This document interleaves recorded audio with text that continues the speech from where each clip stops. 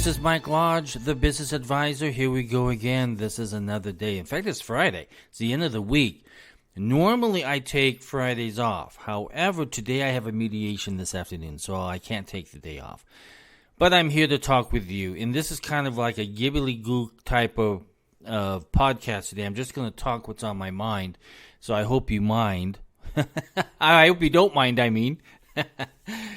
So, the first thing I wanted to talk about that was on my mind this morning because I've been thinking about it. You know, the New York Attorney General has brought fraud charges, civil fraud charges, not criminal, but civil fraud charges against Donald Trump and his organization and his children. And one of the aspects that I caught, or that pissed me off, is the fact that she's saying that the valuation of these properties were overly stated,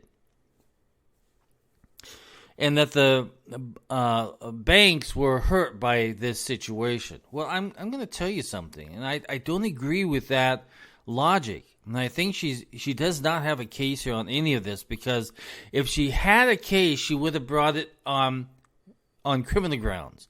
Instead, she's going to try. In fact, criminal grounds has to be clear and cut on the accusation and the charges, but she can't do that. So she brings it before a civil case where there might be a jury, so it's a whole different type of situation. But I want to talk about this valuation of property. Now, when we go, and this applies to everybody, even the Trumps, when they're doing a loan on a property or a real estate holding or a hotel that they own or a golf course, the bank is the one that determines the value. And the reason I say that is because when you go to apply for a loan, the bank hires the appraiser. Not you and me, not Trump. It's the bank. So the bank is the one that works with this appraiser, hires the appraiser, and pretty soon the appraiser comes back with a number and says, this is what the value is, and this is what you can lend on. The bank then okays it, based upon what their appraiser said. Now, if you and I don't agree with the appraisal, we can go out and get our own appraisal, and then we can sit down with the bank and negotiate. Listen, he didn't look at this, he didn't look at that, he didn't look at the branding of the property, he didn't look at several different things, so which ups the price. So the banker and the lender, and the borrower can sit down and they can negotiate what the value really is. But in the end, it isn't the borrower who gets the say, it's the bank. So the bank says, okay, it's valued at $1. That's what we're going to lend on, is $1. Based upon the appraisal that we got from a certified appraiser. So when the Attorney General says, oh, this is fraud, this is everything, you know what? She's got to prove that fraud, because I don't see fraud here. What I see is a bank said, okay, listen, Trump, you want to get a loan on that building?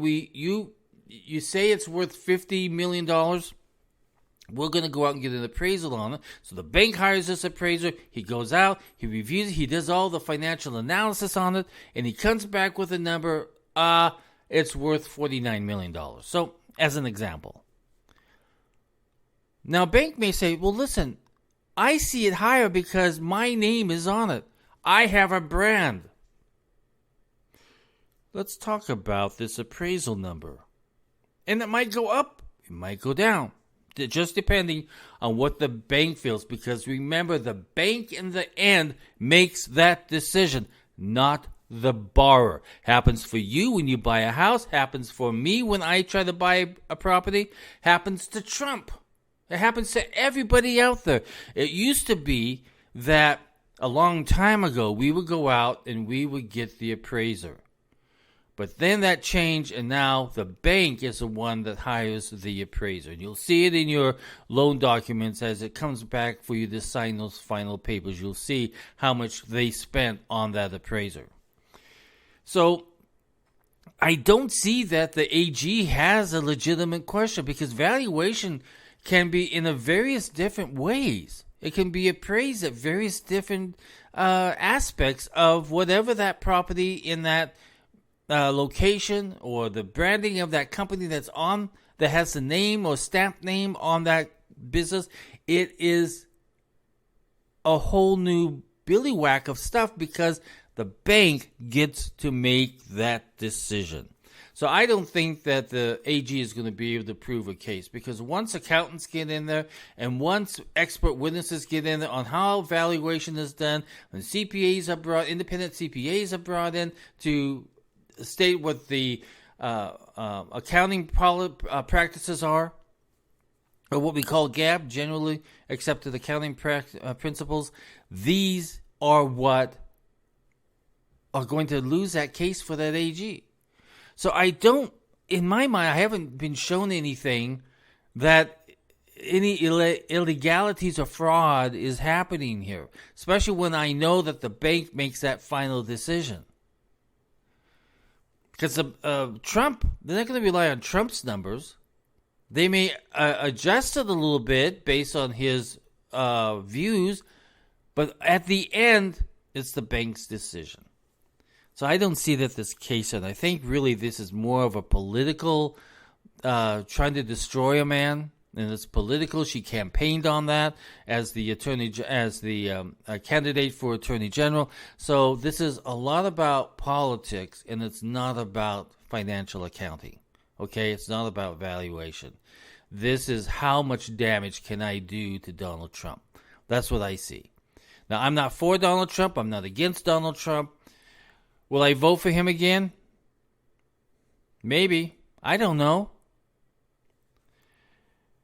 Anyway, that's the way I see it. Now, the other issue is that this morning on Twitter, there was a posting from the Democrats. That's what it's called, the Democrats. And what it basically stated was Republicans cannot be charged.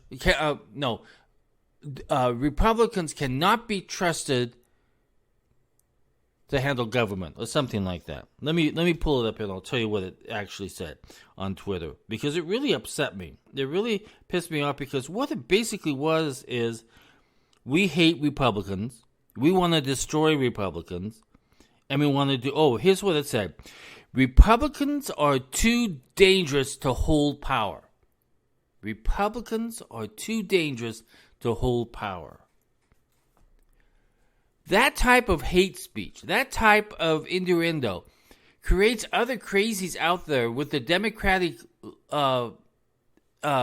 belief, and they're going to do damage. A good example of that is that young Republican conservative, had an argument with a Democrat. The Democrat went and got his car and ran over this young kid and killed him. And the guy said, well, I was afraid for my life. What was he afraid of? He's the one with the car. He could have driven away. That kid didn't go after him. Well, I thought he was going to go and get his buddies. No, that's not going to happen. That's a bunch of baloney. What drove him to that point was that you had statements from the President of the United States that Americans and conservatives and MAGA people are bad. They're evil. They're fascists. They're Nazis. Every hate word out there. Every time that you promote hate, you're going to get hate back. And that's what exactly happened with this young kid. He lost his life because a Democrat hated a conservative kid. We have this problem at the moment where hate is driving our politics. Hate is driving our decision-making process. It's not about the rule of law anymore. It's not about common decency. It's that you're a conservative and I hate you. I'm going to get you. Because my president, and the Democrats just said that you as a Republican, you're dangerous. So what do you think that does? When people act that way and say stuff like that, it drives hate. There are loony bins out there, okay? I should know I'm one. I can spot a loony bin from a mile away. I probably shouldn't have said that. But it drives these loony bins out there who have a mental health condition, on the borderline of a mental health condition. All that they need is just a little push, a little word, a little bit of hate to push them right over that edge and for them to go out and do damage to a fellow American. It happens on the right too. I'm not saying it doesn't happen over there, but it does. But we have this really deep-seated hate. If you do not believe the way I believe, I hate you. I'm going to do damage to you. I am going to condemn you. I am going to call you all types of names that are so evil, because that is what drives this hate, is evil. Talk about this gun control laws, and people say, oh, it's a gun that's killing, but no, it's not. It's evil.